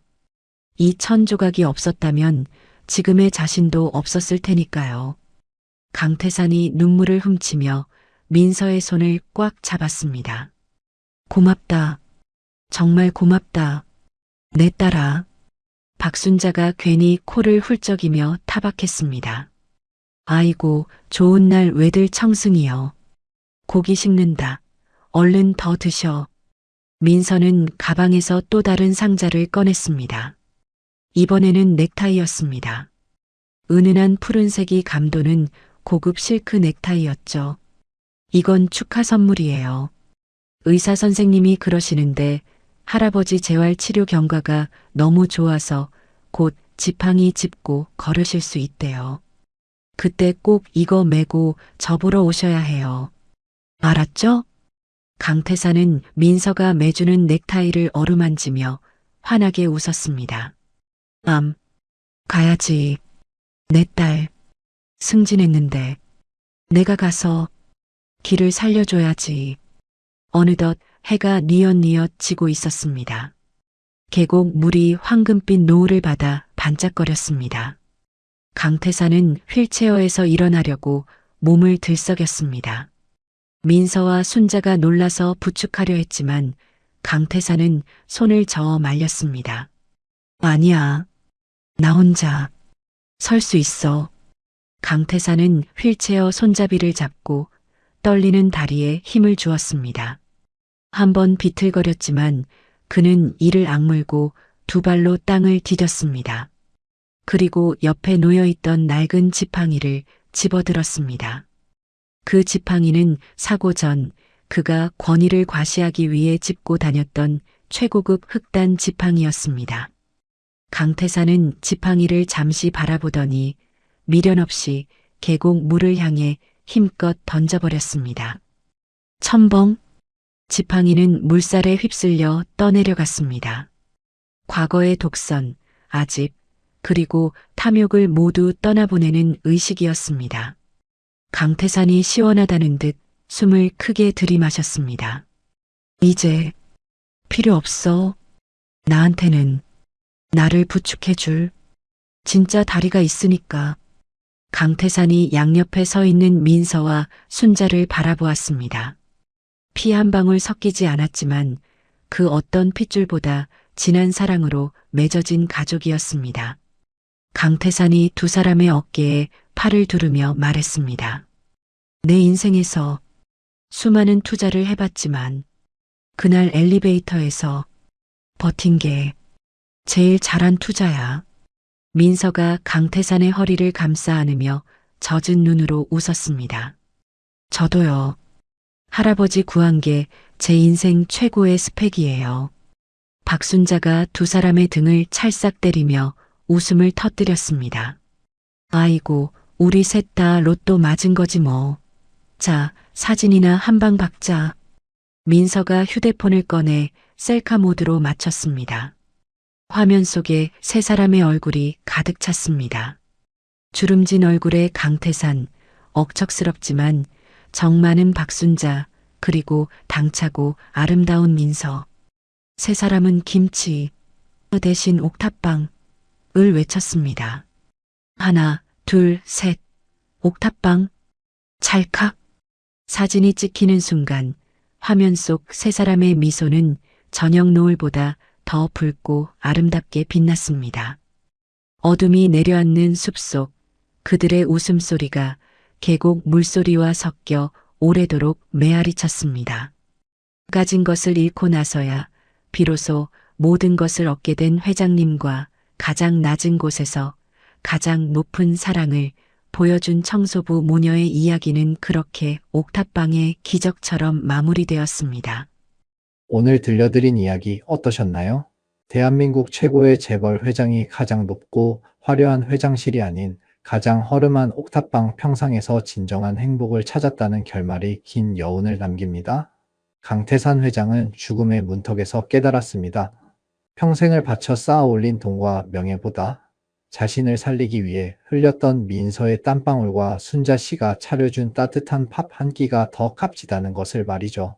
피를 나눈 아들은 탐욕에 눈이 멀어 아버지를 배신했지만 생면부지의 남이었던 청소부 모녀는 목숨을 걸고 그를 지켰습니다.